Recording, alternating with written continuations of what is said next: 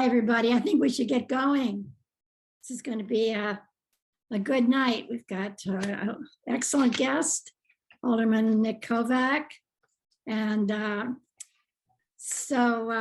welcome to everyone. Is there anyone here that's new this evening, that's never been at our meetings before? If so, introduce yourself. Turn on your video. Your mic. I'm new. I don't think I've been to a 350 meeting before. I'm Victoria Gile.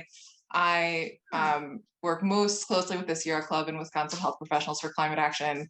And I'm really interested in the thing that drew me is I'm trying to learn a lot more about the City-County Taskforce. So got me to show up actually to take my part in one of these meetings. So I'm excited to be here. Welcome. Welcome. Anyone else? Yeah. I'm new also. I apologize if my camera's not on. I'm actually fighting a really nasty cold right now. Hi, my name's Eric Rohrholm. I'm actually running for county board here in Milwaukee County. Excited to join y'all. Okay, welcome, Eric. Hi, I'm also new. I'm Anathea. I'm a junior at Marquette. And Julie and George and I are meeting to talk about environmental activism on Marquette's campus. So I'm excited to be here. Well, it's good to see your face after I talked to you and sent you emails. Is with the Marquette Center for Peacemaking, which both Julie and I are former fellows of. And they've shown a lot of interest in climate stuff lately. And so just looking forward to working with them. Yeah. Welcome, Anathea. Well, since we met the last month, the United Nations IPCC climate report came out for this year. And it was very alarming once again. They're very, very concerned that rising sea levels and extreme weather and heat and escalating natural disasters are already devastating communities around the world.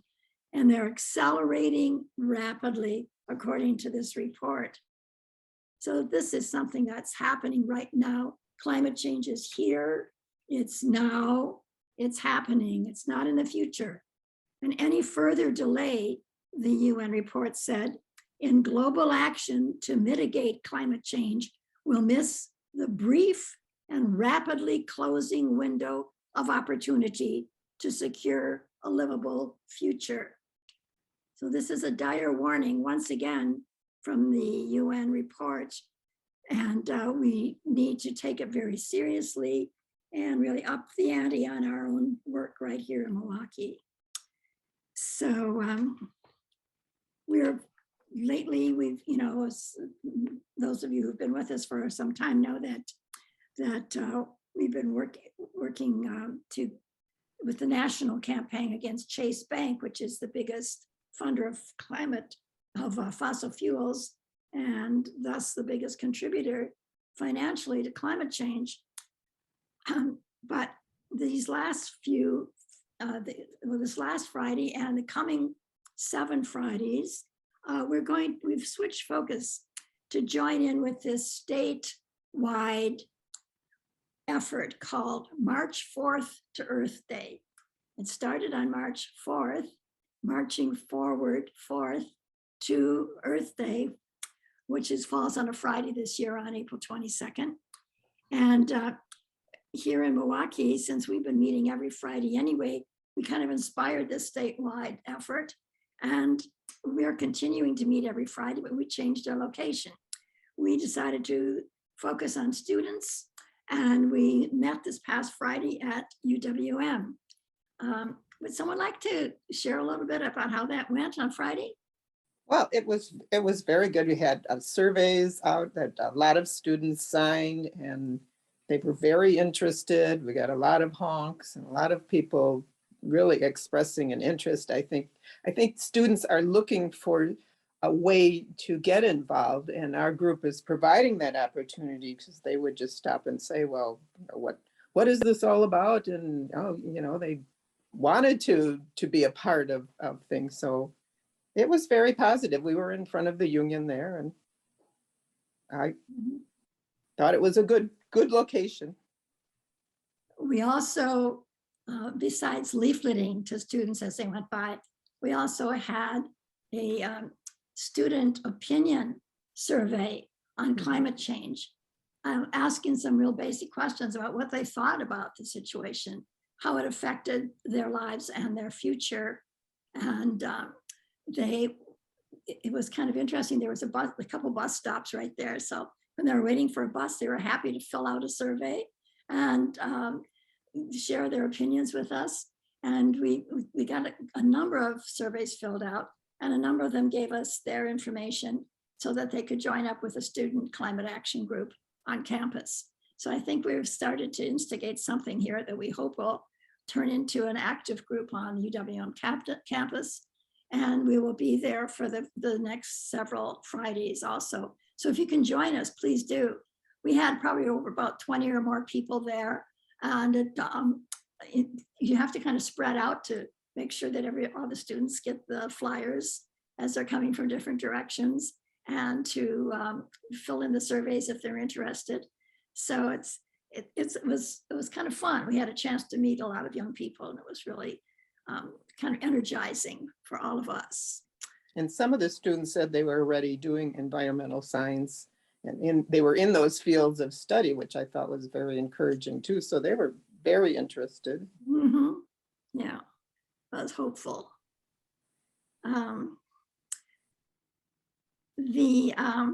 This war that's been going on in the last 10 days or so has been so just terrifying for so many of us.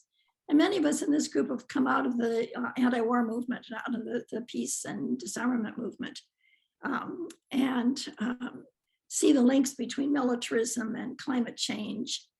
And of course, this whole issue of the natural gas being cut off with the sanctions in Russia and all is very, it really impacts on this whole issue. So there's environmental groups now that are really pushing for the governments in the West, especially, and of course, in our case, Biden, to move very quickly to more renewable energies rather than to get gas from Saudi Arabia or oil from Saudi Arabia, or to up the ante on our own productions, that we need to use this as an opportunity to move towards more renewables. George? Yeah, I just want to comment. Yeah, tell me about I'm looking at Greg here, and he's got George Martin for his name, and he's our co-host. I don't know how that happened. There are two of us. But glad to see that. And as Julie mentioned, militarism and climate. We have done workshops in Tunisia and Montreal. I've done them in Cuba and other places around this subject. We're looking forward to August and doing our PowerPoint in relationship to Hiroshima and Nagasaki on militarism and climate at that time. I just wanted to mention that. Julie, we ready to rock and roll here? So just one other item before we move on to the speaker. We have also been making some inroads. We've been making inroads at Marquette University, and tomorrow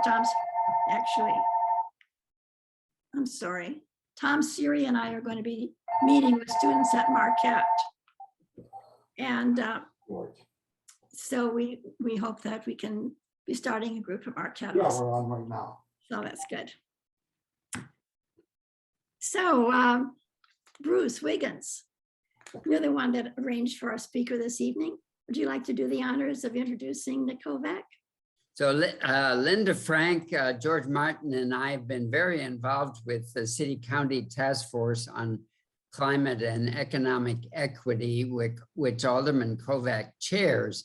So as we've ended this phase of our work, we actually made a presentation to the Steering and Rules Committee yesterday. And so we've arrived at a good point to report to a group like 350 Milwaukee. And so I suggested we have Alderman Kovac, and I'm glad that he's able to join us this evening. Nik has been alderman in the 3rd Councilmanic District since 2008, if I recall correctly. And many don't know that one of his platforms that he ran on when he first was elected was honey and hens, to try to get chickens and bees in Milwaukee. So he's got a good environmental background. Is born and raised in Milwaukee, Riverside High School, Milwaukee Public High School graduate, and came back to get involved in journalism and now politics. So he's got a good, strong background. He's been chair along with a representative from the county board. And I'm glad to introduce Nik, and Linda and George and I think can pipe in at various points if you want, Nik, from our perspectives, but we'd be glad to hear from you about the work of the task force and also other efforts that are underway addressing climate change and sustainability in city government. Alderman Nik Kovac. Welcome. Thank you, Bruce. Can everyone hear me? Yes. Okay, good, good. And thank you to George and Julie for putting this on. This was a relatively formal presentation, a PowerPoint that was given a couple days ago that I just sort of said hello and sat back and watched the members of the task force go through the presentation. It took them about an hour. I'm told that will not be how long you want me to present, which is just as well, because I'm not as expert on the details, frankly, as some of the task force members who've been more involved at the work group level than I have been. But I'll try to give a high level overview that includes our 10 big ideas. Oh, you have it, George? There's a screen share? I didn't realize we'd have a screen share, which is great if we do, but I'm going to, my plan was, given the time, to not go through every slide necessarily. But my plan was just to have everyone look at a beautiful lion's face while I talked, which is great to see that. Let me just give an overview of how we got here.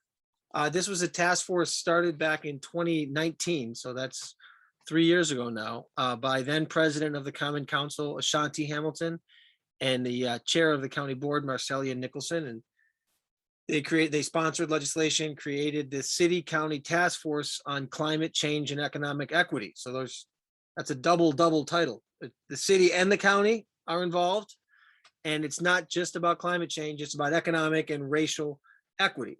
And the idea being pretty much the idea behind the Green New Deal, writ large, that we have these, in some ways, the Depression and very unfortunately the war, World War II,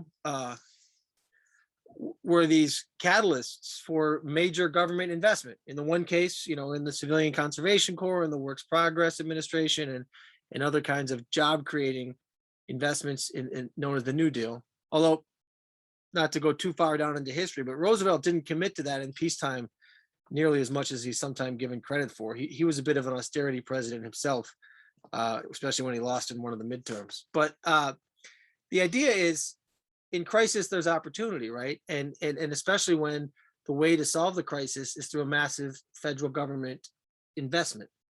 And so, but when you make those kind of investments, even if you solve the problem you're trying to solve, like end a depression or win a war, or create military armaments so that you can win a war, which is kind of what happened in the 40s, you end up making long-ranging decisions. And a lot of those decisions are coming back to bite us. The decisions we made in the wake of the post-wartime economic boom, decisions about where to subsidize housing construction, how to subsidize transportation to that housing. It created our dependence on fossil fuel really was born out of that boom created by massive government interventions in the economy. We need a massive government intervention in the economy right now. There's no way to end climate change without it. We've got to reinvent where we get our fuel, where we get our energy, and we've got to reinvent how we transport ourselves around and how we manufacture, et cetera. So we know we need that, and we want to make sure that while we do it, there's another long-standing inequity in the United States, longer than the country itself, which is racial and economic inequity, both things which overlap. And so the idea is, let's make sure we make this investment, and let's make sure that we provide jobs for people who aren't white. Let's make sure that we decrease the disparity between white and black, or between non-white and white people throughout our region. Ultimately throughout the country would be our goal, but we're obviously focused on the city-county region. And our recommendations run the gamut between things the city and county can do and are doing, and I'll try to spend the bulk of the talk talking about those things. But it's very hard when you're doing a comprehensive report like this, not to let yourself dream and hope that, oh, what if our 50th vote is not Joe Manchin, right? What then? Well, let's think big.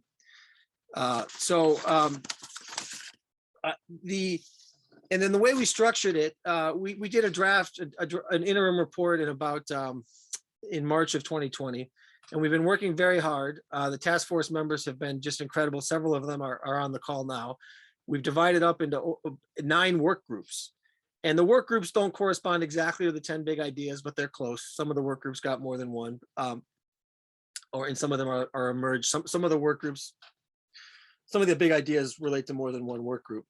But let me just tell you what our big ideas are. And I'll go into a little bit of detail, but I know I was only supposed to spend, I forgot to note when I started, but I'll just go on for about 10 or 15 more minutes and then take questions. The 10 big ideas, I'll just list them off now, and then I'll go into some in more detail than others. Green and healthy homes, commercial building energy benchmarking, net zero energy new homes, greening the grid, a green jobs accelerator, electric vehicle infrastructure, reducing vehicle miles traveled, nature in the city, reducing food waste, and resilience ambassadors. So one I'd like to spend a little time on is green and healthy homes, partly because we're actually doing that now. And we're doing it with a major investment via the ARPA dollars, the American Rescue Plan Act, the $400 million that the city received. We have an ongoing crisis. Now this relates, what I'm about to say is a crisis that relates to economic inequality, it relates to public health, but it doesn't directly relate to climate change. But it's one where we think we can link some solutions, and that's the ongoing generations-long crisis of lead paint poisoning for the children of Milwaukee. Writ large, it's been a story of progress. If you go back to 1990, and if you go back to the 80s and the 70s, 1/3 of the children that were testing at extremely high levels. 1/3, 1 out of every 3 Milwaukee children was at this level a couple generations ago. We then got pretty aggressive with our program in that regard, reduced it to 4%, which sounds like a huge improvement. It's a 90% reduction, but 4% is still, it's no longer thousands of kids a year, but it's hundreds of kids a year that are potentially having their long-term public health and safety, and the people near them's public health and safety compromised, sometimes permanently, depending on how bad the poisoning can be. So we're already, and there's been some scandals, which I won't get into, and the scandals they're not corruption scandals, they're just mismanagement and competence scandals with various health commissioners. We think we're getting that cleaned up. We think we're making that program more responsive. But that program is a very comprehensive program that we go into all these different houses and we get the paint off. As long as we're in there, let's make sure we're making them energy efficient at the same time. And let's make sure that the people that are doing both the lead paint remediation and the energy efficiency work are going through our green jobs accelerator, another one of our big ideas. Let's make sure these are people from the city, people that are racially diverse workforce. And so the 26 million that we devoted to lead, we tacked on another 2 million for the energy efficiency as a tag along, and another 3 million for the green jobs accelerator. So we're doing energy efficiency, public health and safety, and economic inequality, both on public health and on job creation at the same time. So I think that's one very concrete thing we can point to. And I have to say that a lot of the ideas for that came from this task force. It came from Pam Ritker, who's the chair of the Green and Healthy Homes Task Force, or work group as a part of the task force. And she was also very involved, along with Eric Schomburger, who is a city eco manager, on making sure that those investments were all linked together. And so green and healthy homes is one of our truly big ideas. I'm not going to go into detail about commercial building energy benchmarking. I think that almost sort of speaks for itself. And it's frankly, there's several programs the city's been doing already to both incentivize that and mandate it where possible. Although if you're looking for stronger mandates, you're often looking for state help, because city can do incentives, but when it comes to building code and manufacturing requirements, a lot of that is at the state level or potentially at the federal level too. Net zero energy new homes is an idea for sort of half modular homes, which I can go into more detail if there's questions about. I want to spend a little bit of time talking about three other related big ideas. Reducing vehicle miles traveled, electric vehicle infrastructure, and greening the grid. All three of these are related, and you almost need to do them all at once for it to be successful. Electric vehicle infrastructure is something that we're going to need some state help on, because, for instance, they've made some requirements that limit our ability to create essentially electric gas stations as a municipality, or electric non-gas stations. But because, and obviously when you're looking at, I mean, right now there's a huge economic inequity in terms of who can afford an electric car, given how expensive they are. But even once the cars become potentially more affordable, you still would have an inequality. What if I live in an apartment building and I don't have my own parking spot with it right next to an electrical outlet? Like people who live in single family homes a lot of people might take that for granted. So how do you reduce that disparity? Well, you need to have a municipal infrastructure to support that. And right now the state doesn't even allow us to do it, even if we wanted to be more aggressive. But also, even if we get all of our cars electric, if We Energies is still burning coal to get the electricity, we've just wasted our time, right? So you need to green the grid while you're doing it. I think the other time I spoke to 350.org was several years ago before the pandemic. And I could spend a whole meeting just talking about We Energies, an update on what happened there. But I do think coming out of that meeting, I think George committed to protesting outside of Gail Clappa's house every Wednesday at noon, not house, office downtown, with, ironically, the old streetcar shop is where Gail Clappa makes his $10+ million a year, or used to. And so we've had some ups and downs with We Energies, but we had to sue them because they wouldn't let us do solar. But as we're suing them, they're also creating a new solar program that we're participating in. Now, we're a little suspicious of that because we think they're just trying to corner the market on solar too. On the other hand, the more solar, the better. And we don't want to quibble too much with our allies, even if they're allies of convenience. So we're working pretty hard on solar and greening the grid and doing that as part of our electrical vehicle infrastructure. And almost as importantly, reducing vehicle miles traveled, which means you've got to have buses and trains, and you've got to have fast buses and slow buses and fast trains and slow trains. It's got to be an integrated network, because if you take the train to Chicago, you don't think twice about it, because the traffic and the parking is so bad in Chicago. It'd be better if we actually had worse traffic and parking for these issues. Nobody wants to drive in Chicago anyway. And then once you get there, you get off the train and you can take a bus, or you can take the L anywhere in the Chicago region. Think about it. If you come from Chicago to Milwaukee, you step out on 5th and St. Paul. Well, now we do have the streetcar that can connect you to other parts of downtown and other bus routes, which we didn't used to have. But I still don't think that most people that come to Milwaukee without a car feel like, great, I can just get anywhere I want in Milwaukee without a car. Those are visitors, much less commuters that are trying to get places. So we need to make some huge changes to our transportation network. And if there's questions, I can talk a lot more about the reducing vehicle miles aspect of the report, that big idea. I should also mention, I think I've done 7 of the 10 now. Nature in the city is very important. Bruce mentioned the honey and the egg ordinance. The other thing that I promised I would do and did right away out of the gates was protect the Milwaukee River Greenway. So protecting the trees that we have is very good for so many reasons. Psychological reasons of people having access to green space, but obviously climate reasons. Planting trees helps the climate, helps reduce the greenhouse effect, the carbon dioxide in the atmosphere. Obviously they suck it out and they produce oxygen. So the more trees, the better. And there's a variety of strategies we have. A lot of them are protecting the areas where we have an urban forest, but then also trying to put trees on parking lots, for instance. It's good aesthetically. And the more parking spots you can turn into trees, the less cars you have. So that's a twofer. But that's a big component of what we're trying to do. Reducing food waste is also very important. It has a big equity focus as well, because there's obviously, when you have there's inequities in public health and safety, and access to healthy food is a huge part of those inequities.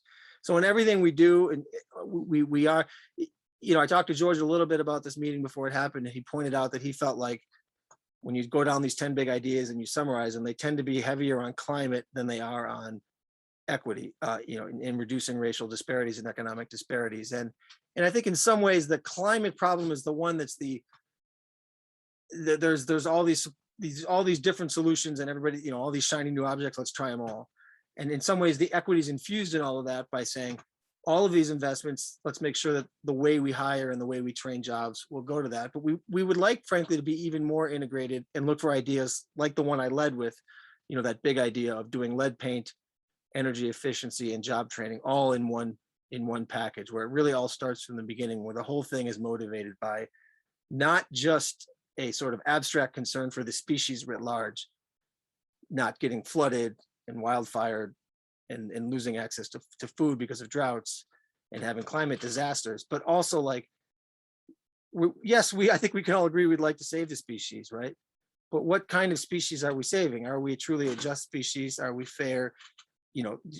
Does it pass the test that if you didn't know in advance how you'd be born, would you be willing to be born into this world and just be any human? Do we feel like we're the kind of species where every human being everywhere has a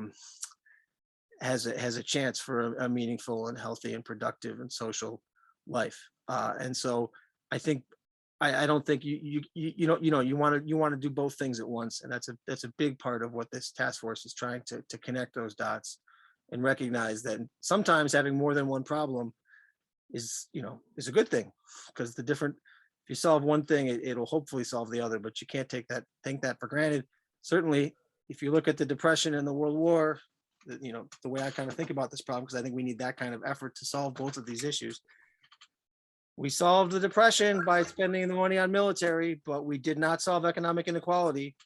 Some civic and some social rights for African Americans in this country certainly were kind of inspired by the war a little bit.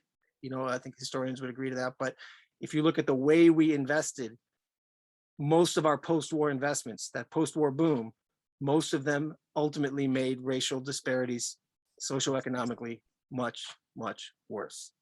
This is not going back to before the Civil War. This is not going back to Reconstruction. This is not going back to Jim Crow. Post World War II, the decisions we made then, and how we invest municipally, how we invest federally in terms of highways, how we subsidize homes, all of these decisions exacerbated economic and racial inequality. And so I think we all have a responsibility to reverse course on that, whether or not there's another independent crisis. But there is another independent crisis, and I think that provides a real opportunity, and that's what this task force is hoping to achieve. So I'll leave the rest of the time for questions. Okay, Nick, just a quick kind of correction in terms of it's our work with We Energies in terms of 350. We've got a good crew, and we demonstrated weekly there against Oh yeah, I didn't mean to imply you were there alone, George. I knew you had a crew, or you were all there together. Yes. I'm part of many of us here, and we were demonstrating as to a raise in fees for home solar. And the CEO got a hold of Julie directly, and they backed off of that. Yeah. And we're committed to continuing to work with them. We took the position that we didn't want to meet with them on Zoom. We wanted to meet in person in terms of relationships. But that's kind of where we are with We Energies. I just wanted to say that. So we're at discussion, folks. George, you can hear me. George. So two things. One, if you have a question or a brief comment, please use the reactions box and the lower level of Zoom there, where you can raise your hand. Because of the nature of the work that some of us have been putting in on this for almost 2 years, and I'm referring to Linda Frank and to Bruce Wiggins and myself, we'll give them a priority to comment when certain questions come up. And so please understand that. Otherwise, get on the stack like we normally do. Okay? So we've got a stack going right now. And I see Greg Arnold and then the Wigginses and Charlie Brett. Oh, we got a lot of folks with questions here. Let's start with Greg Arnold. Thanks, George. Greg St. Arnold, and thank you for organizing this. Alderman Kovac, thank you for the presentation. I need to go look at the PowerPoint because I'm kind of a visual person. I just want to touch on a couple points that are questions that you mentioned. So number one, the 10 big ideas are great. It's great to have good ideas, but without, I feel like, concrete metrics or organizing targets or something to rally us behind, we can kind of get lost. And so I would just ask, is that part of the plan? And if not, is that something that can be integrated somehow? And I'm sitting right now in a rental unit that is very poorly insulated, just like paying out the teeth for my energy costs this winter, and it's not even that cold of a winter. So how can we do something about, building modular housing is good, but in this city, our housing stock is old. And when we're, for people that are renters, how do we actually do something to incentivize landlords to weatherize and get the energy savings that come from all this energy that's lost through our homes? So I'll cap it there. I got like a bunch more questions, but I'll just save it. Well, thank you for both those questions, especially the first one, because I actually forgot to do the conclusion, and that your question, the next steps. It was in my notes. I just got carried away and forgot to do it. So I should have mentioned, next steps, and one of the next steps is coming up with better metrics. We already have some. I didn't get into that because George told me I only had 20 minutes, but we're not starting from scratch. We already have done some work in terms of a fossil fuel audit, in terms of looking at both. It's an audit of where are the fossil fuels in Milwaukee coming from, and then also an audit of just how bad, in some ways we don't need to reinvent the wheel, how bad the racial disparities are. We can just read what Mark Levine's been doing for decades over EWM. There's plenty of reports out there on that, but we've also compiled some of our own data to emphasize just what the medium income disparities, what the geographic segregation is, what the job disparities are. So we know what those are, so we can define success, and we know what the current outputs are of fossil fuels. We've done some preliminary analysis, but one of the reasons this report with the 10 big ideas, we've got some grant funding to hire a consultant. We're doing an RFP now. By the middle of the year, this draft report will be glossier, and it won't just be glossier, and more professionally presented. I think it's pretty well presented as is, but it'll have some of those metrics. That's a lot of what we're paying for, and we're not paying huge money for a consultant, but to try to pull some metrics in. It's something, frankly, the city's been working on, this idea of measuring inequity, in measuring whether the money we're spending on poverty programs is actually making a dent in poverty. So we're starting. In some ways, that kind of measurement it's the holy grail right now of progressive municipal governments, and we're pushing that rock up the hill too, hopefully to really have really good data so we can measure the progress we've made. So that's part of what we're doing. We're not declaring victory on that yet, but and there's actually a 10th work group called the accountability work group, I think we're calling it. And so that 10th work group will be doing the accountability. They wanted that work group on to wait till the other 9 work groups came up with the 10 big ideas, and then they're going to figure out sort of how to measure them, how to push this forward. And I should have maybe spent a little more time on outreach and the resiliency ambassadors. I know Jennifer Evans is here from the work group. A big part of this is not just these kinds of talks, but other ways to not just preach to the choir. No offense, we're kind of the choir here at 350, but to really get this message out broader and deeper to the entire city and so that's also, so both the accountability and the outreach are probably 2 things. If I did this presentation over again, I would remember to have emphasized at the end of my presentation, but that was the perfect question to remind me to do that. So thank you for that, Greg. As for the weatherization, yeah, there is the green and healthy homes is actually mostly, I think, I don't know the exact stats, but I think it's mostly renters, not exclusively. So, and that is actually one of the, that's a potential moral hazard that's been brought up as we're trying to expand the program. Some people have said, oh, do you just want to subsidize bad landlords? To which I say, well, I don't want to do that. But if my choice is don't subsidize a bad landlord and let the child whose parents are renting the house get lead poisoning, well, I'll just subsidize the bad landlord then. And, and maybe, as we do more of this, we can figure out ways to make the landlords that do have money not get as subsidized, but still make them do it. But the real goal is to reduce everybody's energy bills, tenants and homeowners alike, and to get rid of mildew and lead and those kinds of hazards in these homes. So we're not, this is not just an incentive program for homeowners. And what's great, I shouldn't say what's great, the opportunity in the lead paint is it gives us the right to get in the building, right? So that's one of the reasons that program is so comprehensive, because a landlord can't tell us we can't come in. If we have a child that tested positive for lead, we have a right, despite the Fourth Amendment, to enter that home.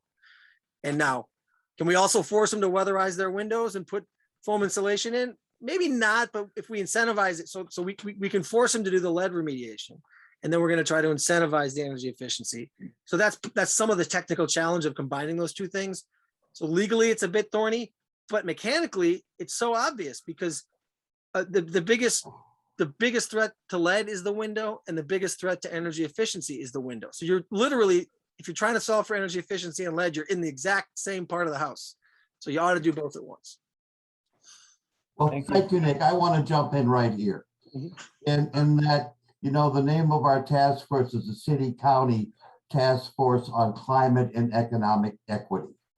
And I'll tell you, I'm in here for the economic equity, for those folks who have been most affected, to have some form of return, whether it's jobs or priority. And it gets a bit difficult. And as Nick mentioned, we are starting our 10th working group during the next week on accountability and monitoring. And that gets difficult when you talk about the old affirmative action and counting numbers and metrics. And so we wanted to get our entire base done so we could focus on this and how it applies to all our areas of work. And I think that's very important for people to understand. I hope that's clear. On the stack, we got Bruce Wiggins, and then Charlie and Jan and Pat. Go ahead, Bruce. Yeah, thank you. Somebody made a point in the chat that the lead problem is not just lead paint, it's also lead pipes and lead in the water, and other sources. But I just wanted to comment that I was co-chair of the Waste and Sustainable Consumption Work Group. Linda Frank was chair of what came to be called Nature in the City work group, and she might want to go into some of the details of that if any of you are interested. And Linda was also co-chair of the Education and Outreach work group. Jennifer Evans, the other co-chair, was on here for a few minutes but had to leave. So we do have some other good representation here. And finally, I want to mention now that those of you who want to see the slideshow, including the metrics that Nick mentioned, I think we documented something like 6.6 million tons of greenhouse gas emissions being emitted in the city of Milwaukee in a typical year. So there are numbers there, and I suggest you go to the presentation at the Steering and Rules Committee yesterday afternoon. It was 1:30 in the afternoon on March 7th, and you'll be able to see the slide presentation and a lot of details. So that's a good source to see the whole thing. I would agree with that, and without going into too much detail, because it's not our topic, but it is the paint. It's somewhat the soil. The evidence is overwhelming that in Milwaukee it is not the water. Having said that, would it still be best to get rid of our lead pipes? Yes. What happened in Flint was they changed their water source and they stopped adding phosphorus to their water. So Flint had a water crisis. Milwaukee does not have a lead water crisis. We are constantly testing our water. And frankly, when you overlay the maps of where children are testing positive and where the lead pipes are, they don't match. The evidence is overwhelming. It's not the water. So Yes, if the federal government and the state government gives us money to replace lead pipes, it's worth doing, but it will not reduce the current epidemic of lead poisoning in Milwaukee. It will reduce the chances of a future Flint-like scenario if we ever have a corrupt, incompetent water commissioner like Flint did. But since we don't, and since we have a well-run waterworks, and since we add phosphorus to the water is not currently a source of transmitting this poison. Still better to not have lead pipes, but the phosphorus really does solve that problem. You don't want to have to count on always having to add phosphorus, so you might as well replace the pipes. But if you're looking at stopping an ongoing public health crisis, it is overwhelmingly the paint and somewhat the soil.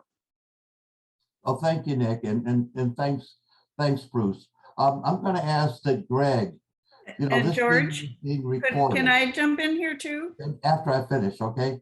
This meeting is being recorded, and I'm going to ask Greg to add that last slideshow that went to the city, that link, so that all of us can see it, not have to search around. Hey, Linda. Yeah, thanks, George. I want to respond briefly, and thank you, Greg St. Arnold, for starting us off with such a great question. In terms of getting access to the details, we've heard some good advice already. And another suggestion that I have is that with the email notice for this meeting, there were links to take you to the Climate and Equity Plan page, and also to the community engagement page, where you can share your ideas and see the 10 big ideas. And we are also in the process of posting links to the proposal slideshows that each of the work groups prepared.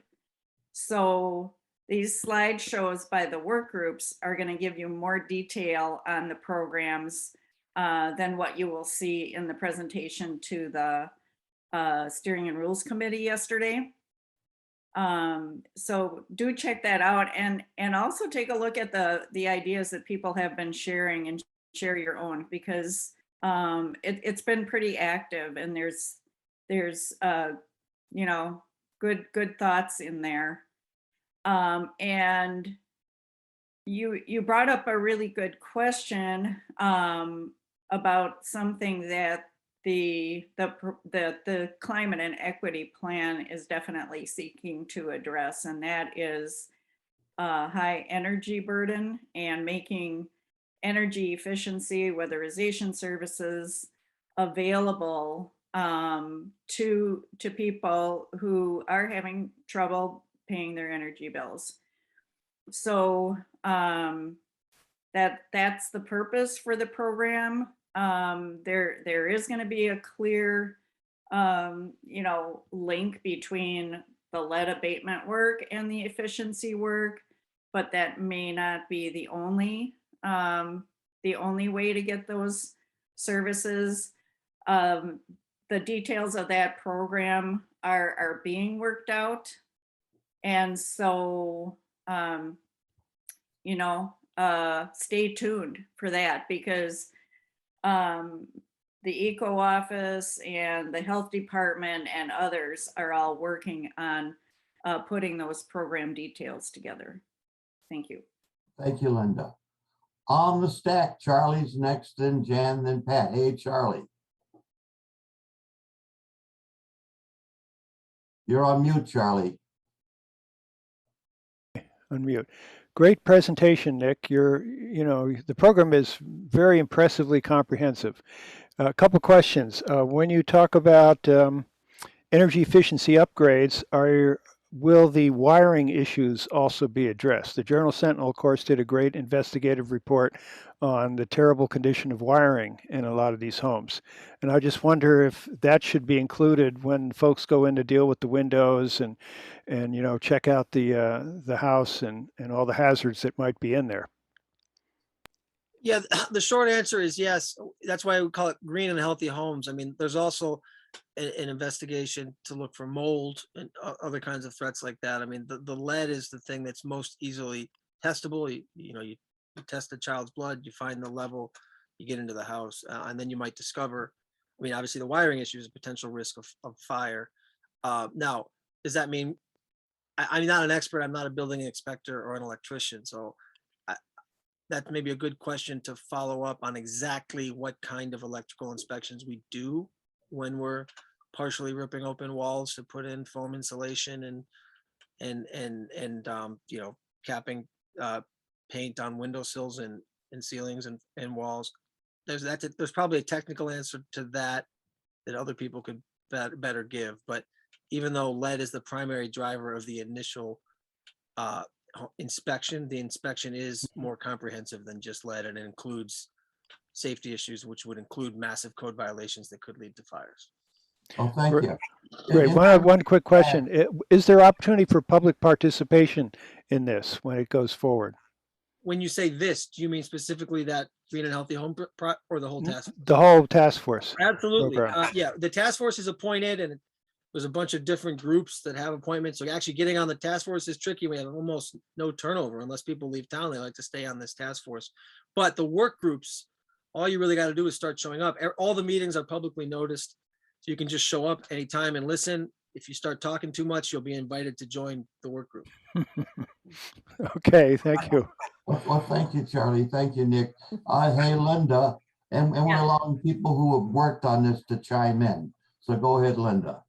Thank you, George. And there are definite plans for another round of community engagement to get feedback on the plan at the time. I mean, this is especially going to happen after a final plan is released. Or I said final, but I mean a draft plan that a consultant is going to produce for us. We're expecting that that's going to come mid to late summer. And then there will be an active seeking of feedback from everybody on that draft plan. Thank you, Linda. And let me just jump in here before we move on, as we talk about community participation. A couple things. One is that we've had 9 work groups going. The 10th is starting within the week, and it's on monitoring and accountability. It's on the guts of economic equity, and it's so important. And I've been asked by Julie Kirksick, who chairs that, to put the word out, and I'm putting this out in a narrow frame.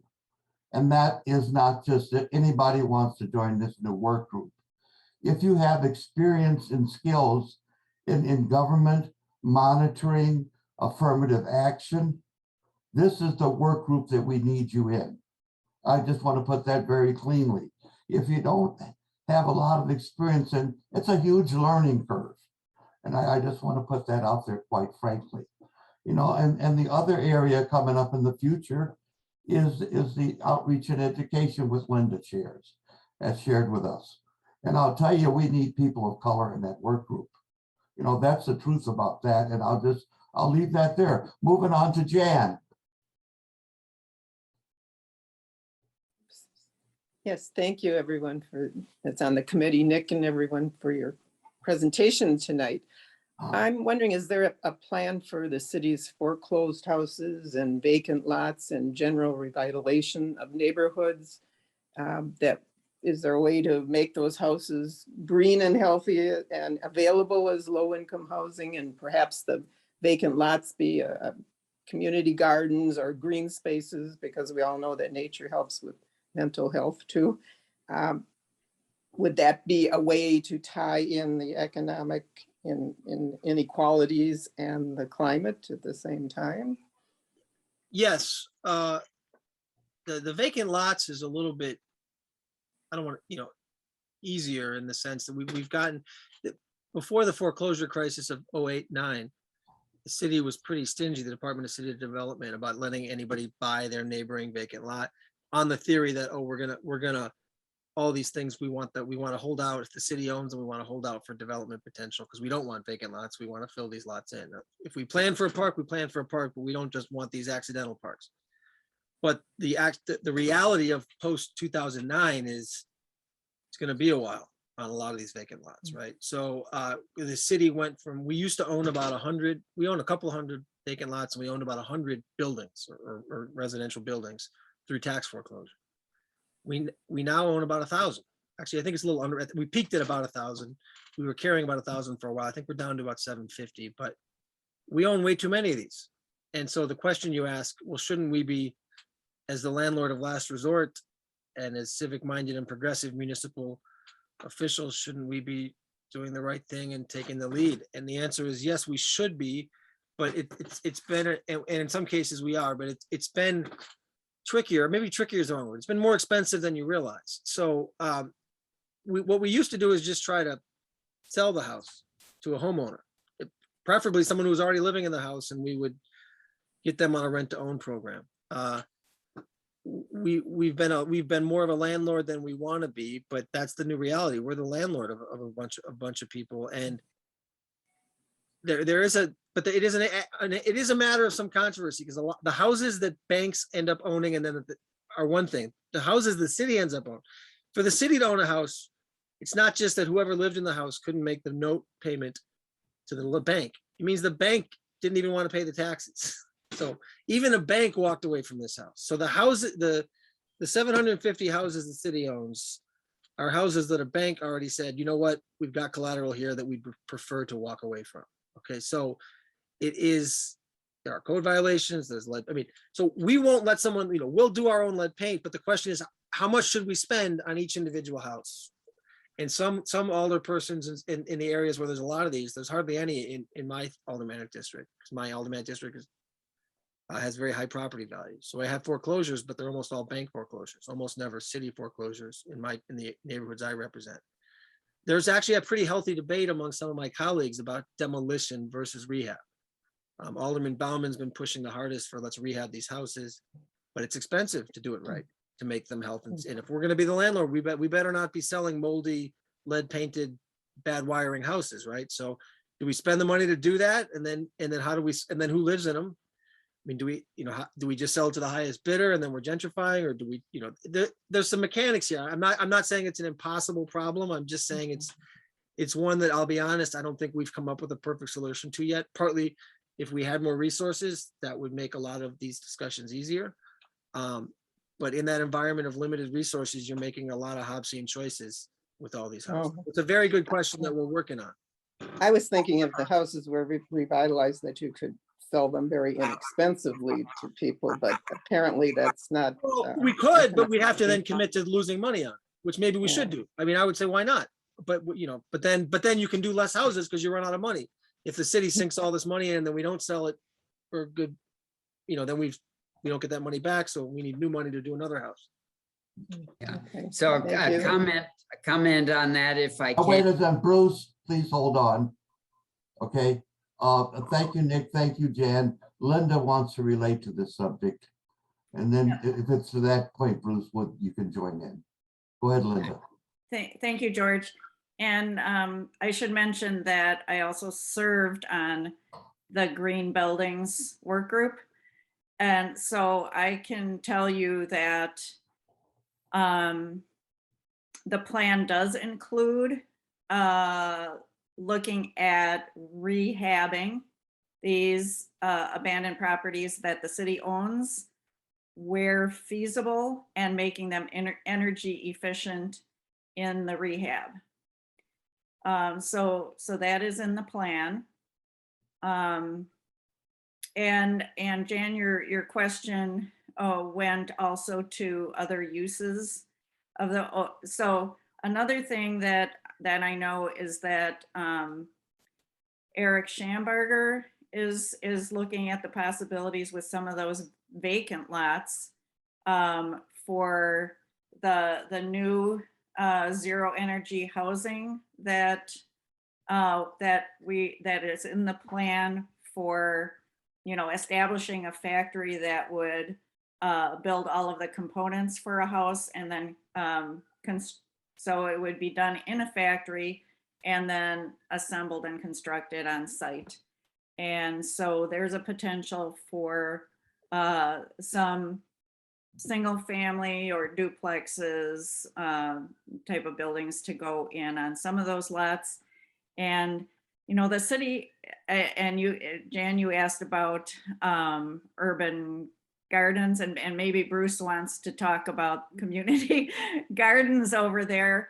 So I'll just say quickly that the city has had, the Eco Office has had a vacant lots program with a beautiful brochure on it for a long time, you know, great ideas of different things that those vacant lots could be used for. And if you had a committed neighborhood group or, you know, et cetera, but it just hasn't gone to fruition.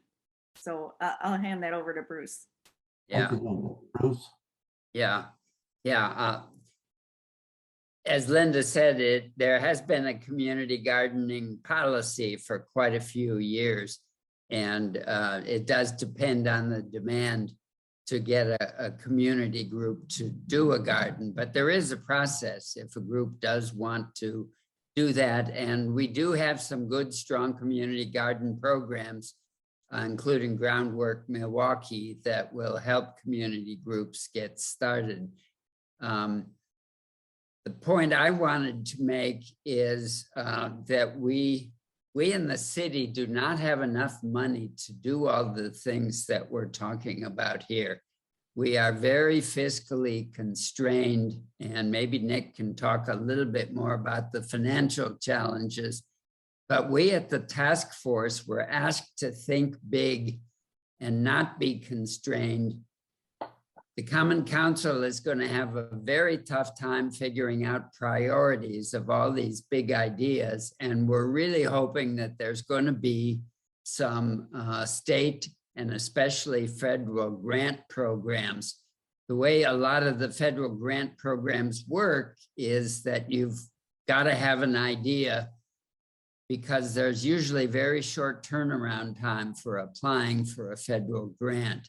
So you've got to have a good idea. You've got to have a plan. And that is a big part of what we're doing with this task force, is to set the vision and help figure out what are the rational and logical things to do to address both climate change and the equity problems. So Nik, I don't know if you want to say. Well, thank you, Bruce. Bruce, thank you. In terms of the financial constraints, and there are people on the staff, I'm going to put the financial constraints in the bike rack to bring it up later on. Thank you. Pat Sumnich. My question mainly is about modular housing. Linda addressed it, but could you expand on it? And do you support putting modular homes on the vacant lots in the city? And also, have you looked at any contractors for the modular homes? And also, is there going to be solar in these modular homes? Well, that question is out there. Thank you, Pat. I don't know if Nik wants to respond. Linda, you can certainly jump in. Yeah, Linda might be better to respond on the details. If you're asking, do I support it? I mean, there's reasons why at first you might go, wait a minute. Are we? The best local job is the best thing about home construction is you have to actually be on site to do it. And if we let these things get built in a factory, are we risking having them be outstate or out city construction? And also there's the concern of, do modular homes look cheap and not great? I raised both of those concerns at the task force level, and I'll kind of defer to the work group people who said, who took a real hard look at this and said, hey, they're not going to look terrible. There's ways to do the green jobs, except, if you build in the pipeline and make sure that wherever they're getting built, we're having a diverse workforce. But I do agree. There's at first glance, that wasn't a solution where I said, oh, that's the perfect solve everything solution. Just build the wall in a factory and have a flatbed drop it off on a vacant lot. It wouldn't have been my first choice, but I do see value in it. And the people that worked hard and looked at it most closely strongly recommended it. And that's why it made one of our big ideas. Linda, I don't know if you want to say more about it. I can just say that, well, first of all, Eric Schamberger did take the lead on that particular proposal. And there is the hope that the factory could be established in the Century City on 30th and Capitol. you know, which would be really good there. And that, you know, there is a grant already to get started on this. But you know, it's still, we don't have the contractor, et cetera. So that all is still in process. But I know that Eric is aware that people are very concerned about the aesthetics of it, and that will definitely be addressed. Thanks. Thank you, Linda. I just want to add quickly, the initial plan had them being side by side in a half block area, which adds to how they look to a degree. And there will be a bid going out in terms of who would do that manufacturing. Hey, Greg Walter. Sure, I'm not George Martin. First of all, this is certainly very impressive, and thanks to everybody who's worked on this, those that are here tonight, as well as I'm sure there are many more who obviously are not here with us tonight. And this has been alluded to earlier in the conversation about funding this and getting started on it. But I'd like to just kind of bring that up and ask a little bit more about that. For instance, I've been looking at the reduced vehicle miles, and there's the HOP in the city of Milwaukee that's already been put into use, and talk about expanding that. But how soon, and are there plans to, for instance, expand the transit systems around Milwaukee and get started on those things relatively soon? Thanks, Greg. Hey, Nick, what do you say? Has he released the funding question from the bike rack now? Do I get to address that, or? Well, let's answer Greg's question. Yeah, no, I know, but well, yeah, I'll try to answer your question directly about transportation, and we'll leave the overall city financial situation in the bike rack. But although it can maybe, because they're somewhat related. The short answer is this: the city's the city has a structural financial crisis. The 400 million from the feds has helped with that over the last year and next year, but a lot of that will get absorbed pretty quickly in just existing services and pension debt. Not all of it, but a lot of it. So it sounds like a lot of money. It is a lot of money, but not as much new money as you'd like to really get all 10 ideas going.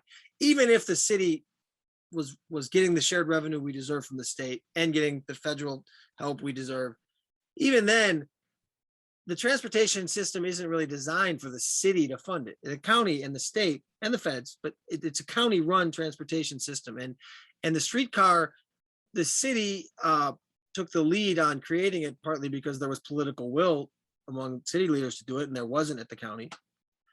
But our preference is, and this is not a secret, this has been public from the beginning, we want to get that thing rolling and then turn it over to the county to run. We really do. And I know there's a county supervisor candidate on here, that we've always wanted that. Now you got to have a county board willing to do that and willing to make a fair bid on operating it, but so ultimately you don't want to be like New York in the late 19th century with a bunch of competing subways all going over. You want to plan it so that the trains and the buses coordinate, not compete.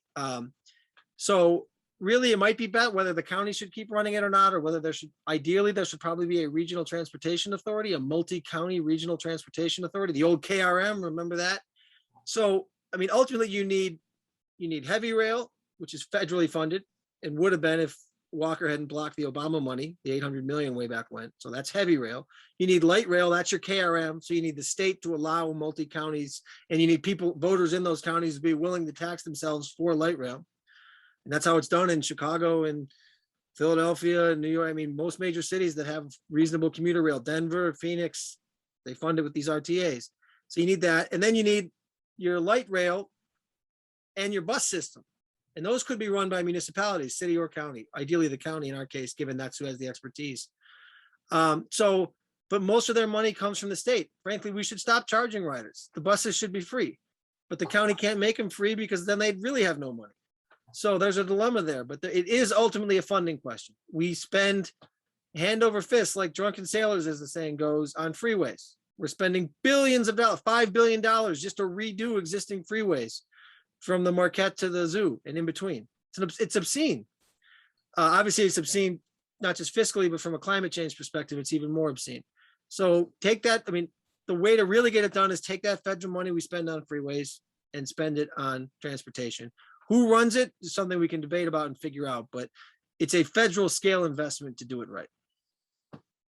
Thank you, Nick. Hey, Tom Siri. Yeah, Nick, at one point, and my memory is of this and probably not possible anymore, but at one point, didn't the utilities kick in some money to these kinds of projects for reducing heating when our costs are they're selling a lot of gas and making a lot of money on it, and it's going out the window. So is there any room for getting any money out of the gas and electric company? Well, that's a long and sad story, because lately it's the opposite. We're paying them. They sent us a bill for $11 million to move their wires to build the streetcar. So the streetcar would be longer if it weren't for 10% of the money going to the electric company, We Energies. But yes, We Energies at one time was what was the acronym? It was electric, and it was something with an E and a T, whatever it was the electric and train company. Now this is, nobody on this call remembers this. This is back in the 1890s and the aughts, but in the aughts, it was not, We Energies was the epicenter of corruption.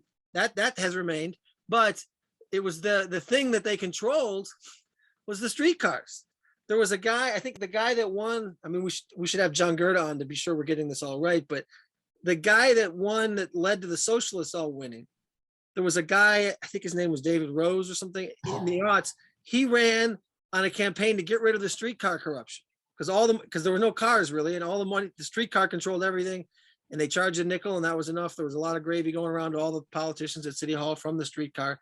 He campaigned against the graft, and the first thing he did when he got elected was get his own private streetcar. And that tells you something too, that it's so much track that you could get a private streetcar, and the track could basically, you could get home on, like it was like having a car. There was track on every road. So he got his own private streetcar. That partially led to the socialists really getting rid of the corruption. But yes, there is a long history of electricity and transit being connected and being quite politically powerful in this city and every other city. Obviously, the internal combustion engine and the individual the individual automobile changed all of that very rapidly in every city, including our Yeah. Thank you, Nick. Yeah. Hey, Dave Bruce, Terry, who's up next? Yeah, can I just comment? I think maybe Tom was thinking about the Focus on Energy program. Is that what you were thinking of, Tom? Where utilities put money in and that helped with weatherization and insulation and so on? Yeah, that's what I think. Oh, I'm sorry, I answered the wrong question. Well, yes, at one time under Governor Doyle, there was a movement to actually, if you had solar, they would pay you double for the solar you produced.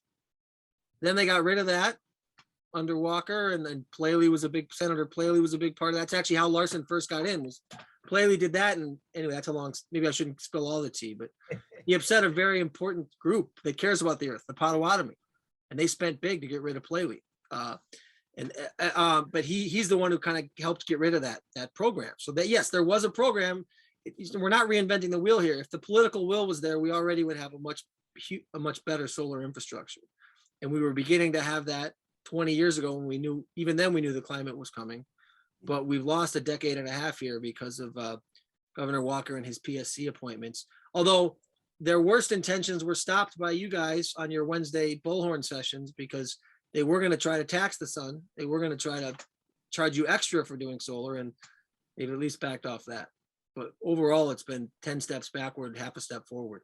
Yeah, I think the Public Services Commission has approved the idea of expanding Focus on Energy, but they haven't been able to get it going.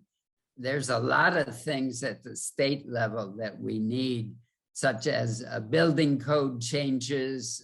The state actually controls building codes, and in order to get a building code that encourages and supports insulation and even solar panels, we need Public Service Commission approval.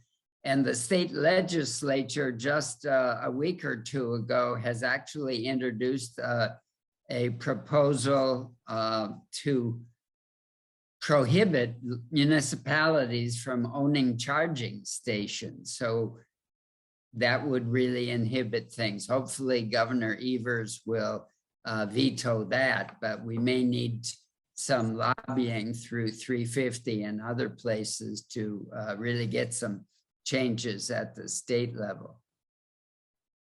Oh, thank you, Bruce. Thank you, Nick. And I just want to comment that in our work with city and county staff, it's understood that we need to challenge the state on issues that are holding us back in terms of our goals here in Milwaukee. Hey, Greg Walter. Bill Werner has a question, and I wonder, Bill, do you want to ask it? Sure. Nick and others wondering, just are the suburbs and their public officials taking interest and responsibility for this overall need to tackle climate change? And do they also have an understanding and concern for the equity issues involved? You're asking about other public officials? The suburbs, Nick, I'm thinking of. Oh. You know, so it's, the city is obviously the big area of concern, but we have a lot of other people who could be effective in impacting legislators and also getting their own areas to be more climate friendly. Yeah, well, some of the suburbs, especially some of the inner ring suburbs, I think are pretty passionate on this issue. I'm thinking of Shorewood, Whitefish Bay, Wauwatosa. Once you start getting to Mequon and Waukesha and West Bend, I'm less of an expert, but when I look at how they vote and what their elected officials say about climate change and economic and racial justice, they appear to not just be indifferent, but actively hostile. I don't want to be too discouraging, but I mean, that is the reality of the racial segregation of the Milwaukee region, which we're the most racially segregated region in the nation. It's not even close. So I don't know what more. You want to be more specific in what you want me to say, Bill? I mean, I've been on this soapbox many times about the impossibility of some of our neighbors, but no, but I'm just paying attention to all the good work everybody's doing, and I'm just thinking of the other several 100,000 people who could be helpful in it too, and I don't know how to reach them or if there's any effort there at all. Or I think about that a lot. When I fall asleep, I actually think about that a lot. Like, what would it take to get people to care about about ongoing endemic racial injustice and definitely for sure here, climate change?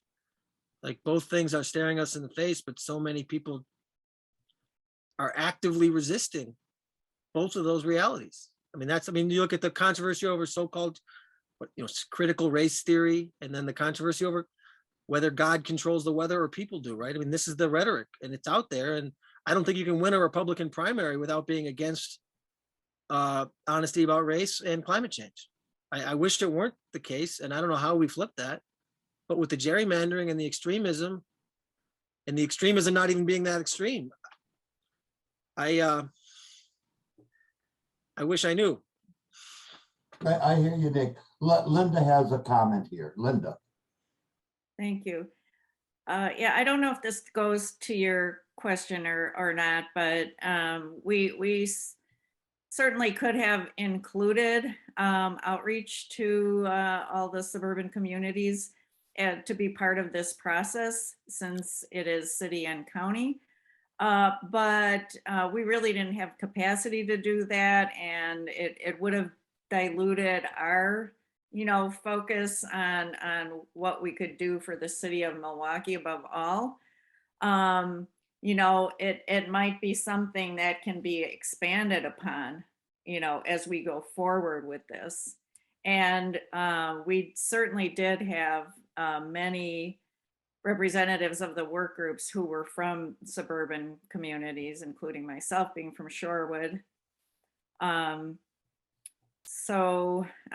There's also a statewide group of governments that Eric Schamberger with the city was one of the founding members of, to put forward climate policy. And I can't tell you, which local governments have joined up on that. Thank you. Thank you, Linda. Just a time check, family. We've got about 5 more minutes for discussion. That leaves us 5 minutes to wrap up. Hey, Charlie. Yeah, just a quick comment about it. Focus on energy. That could provide a lot of help in terms of energy efficiency. But unfortunately, the governor asked for another $100 million last year, and the PSC was supportive of that, but the legislature killed it at the behest of the utilities. And the other criticism of Focus on Energy is that it's primarily being made available to commercial groups, not residential folks so much. So there's a lot of potential there, but unfortunately it's politically stymied at this point. Thank you. Linda, briefly, please. Yeah, I can just tell you that the Sierra Club is working on that right now. And the Energy Burden group that's connected with the Sierra Club here in Milwaukee, they're actually doing a literature distribution this Sunday, with the effort being to call upon the Public Service Commission to change the way it evaluates where that money should go. Great. Thanks, Linda. Thank you, Nick. Hey, Tom. Yeah, real quickly. Nick, one of the things that I'm doing is working with my county supervisor, Liz Sumner. She's got a resolution before the county board, going to be coming up in a committee next week, Tuesday, to call on Josh Call, the Attorney General, to sue the fossil fuel companies for the damages that they've caused to Milwaukee. This has started already in 5 states and a bunch of other places. And the goal is to get money out of the fossil fuel companies and put that into some of the things that you're talking about. We had some conversation with the staff at Call's office, and they're open to it. So like I said, perhaps you might, or some of your people on the city council might be interested in having a resolution calling on Josh Call to sue the fossil fuel companies for the damages that their product has caused, like big tobacco and like big pharma. Big oil needs to pay for their damages that it caused to our city, our state, and so that's for what it's worth, department. I think that's a really good idea. I'll take a look at it. Or if you want to send me with Liz's resolution, we might do something matching. We could also try suing them ourselves. I know the County Corporation Counsel, Maggie Dawn, was a real spearhead on the opium lawsuit that just happened. We're frankly having our own internal issues with our city attorney, which that's a whole other meeting. But in theory, the city, the county, we wouldn't need to just ask Call to do it. It could be municipalities and states could all sue. I mean, I know the lead paint industry, we won some lawsuits against, and the heroin pharmaceutical industry we do. And certainly the fossil fuel industry is ripe for, I think, a major fiscal reckoning. And the challenge, Nick, is as we've talked to the city, the county attorneys and Supervisor Sumner has talked to them about this, and it's a lot of work. It's a lot of work over a long period of time. And some of these things, like the big pharma one, was pretty well set up. But this big fossil fuel, big oil thing is relatively new. And you're going to need attorneys who, as I said, about 8 months ago, we talked to some of the attorneys in Call's office. They know what's going on. They are following the cases in all these other regions of the country. And so there were 3 of them there at that meeting, and there were some, they weren't ready to say, yes, we're going to do it. And Call hasn't done that, but there's a real openness on that part for them to do that. Now, if the city does it, like I said, the county was it would take too much manpower or attorney power to do that. And the city might have the same problem because these big lawsuits eat up long periods of time and that kind of stuff. So, but you know, if the city attorney could join in the suit, if the attorney general, you know, then there's a piece of the action of money that would come to the city if any judgment, and a judgment is going to be what, 5-7 years down the road. Yeah, well, at least, yeah. I did have a constituent call me about this last month. So I actually have asked our legislative reference bureau to prepare a memo. They're preparing it, you know, as we speak, I hope, about who the city has sued in the past and whether the fossil fuel company. So I'm looking into it a little bit behind the scenes, but if Liz is going public with this resolution, the city should match it. Absolutely. Okay, and let me say this, I can forward to you there's a group called Corporate Accountability that has been focusing on this, and they gave me a list of all the resolutions throughout this country that are being put forward and some of the basis for those kinds of things. So I can try to forward that stuff to you. NKOVAC@milwaukee.gov, nkovac@milwaukee.gov. Okay. I'd love to get that information. Yeah, that'd be fun. Thank you, Tom. Thank you, Nick. Our time's dwindling away. You know, we used to say when issues or ideas came up that we wanted to talk about later, we put them in the parking lot. In that against fossil fuels, we now say the bike lot.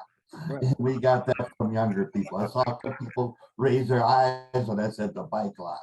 So in the bike lot, we've got financial constraints, and we just have a couple more minutes, and then Julie needs to lead us on in terms of where our campaign, in terms of March to Earth Day is going in the future. So in terms of financial constraints, we do have a good finance committee that's been working all along. And also on that committee are city and county staff who have been working on grants since we've got going. The finance committee has looked at getting more foundation involvement, aside from our city and government and other people who have those kinds of connections. I just want to mention that. And since our 10 big ideas are out there now, their job is to dig in. Any comment, Nick?